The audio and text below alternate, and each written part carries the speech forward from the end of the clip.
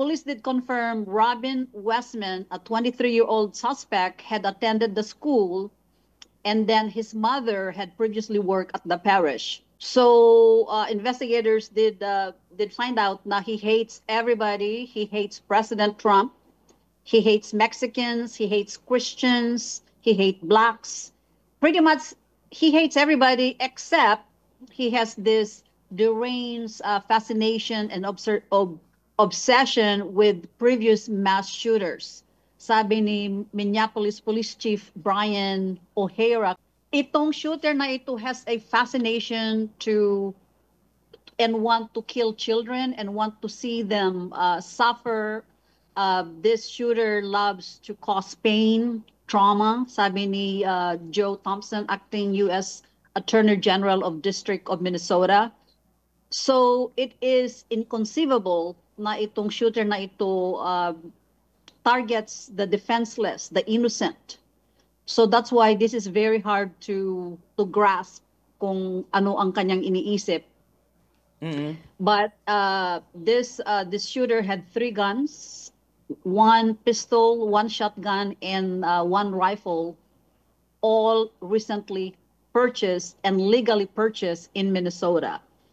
So there's a lot of questions. Basta ganito, there's so many shooting incidents in the U.S. So pag nagkakaroon ng ganito, again, there's the questions of Democrats na dapat itong mga high-power rifle, high-powered guns should be eliminated.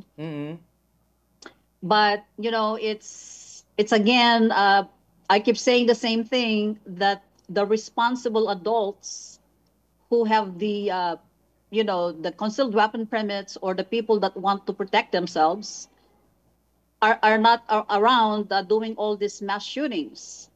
It is these people that have some mental issues.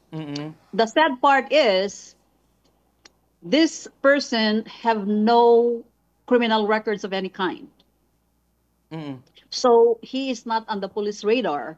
But one thing that we know now is the driver's license information received by ABC News described the shooter had a name change approved by a district court in Minnesota way back in 2020, changing his name from Robert Westman to Robin Westman.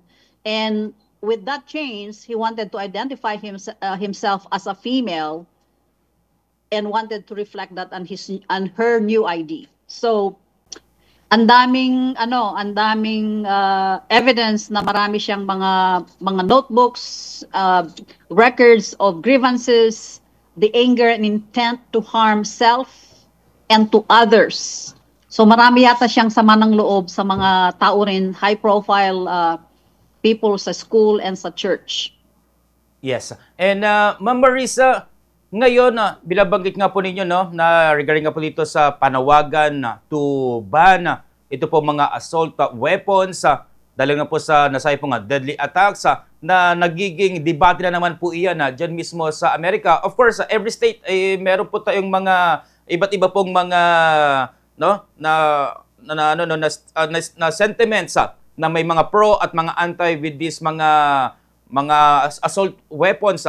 So right now sa Minneapolis, I mean to say, dyan mismo, ano po ba ang kinakailangan? I mean to say, na pabor pa rin po na magmay-ari po ito pong mga residents po dahil po, of course, to protect themselves? Tama ka dyan, Bombo Framey, but every single state have their own rules. Pero ang background check dito, and normally it's the criminal background check that they will do when you buy a gun. And again and again, lahat itong mga shooting na nangyayari na ito is caused by people that have mental illness. My personal opinion is they should not only that they should run a criminal record, they should run. I know na dito ang privacy case is very big, no? They should run a medical record that if a person has some medications that have an indication of mental illness, which is then it will include a lot of people, I strongly think that there should be, because I know people that are very mentally, emotionally unstable, and they are able to buy guns.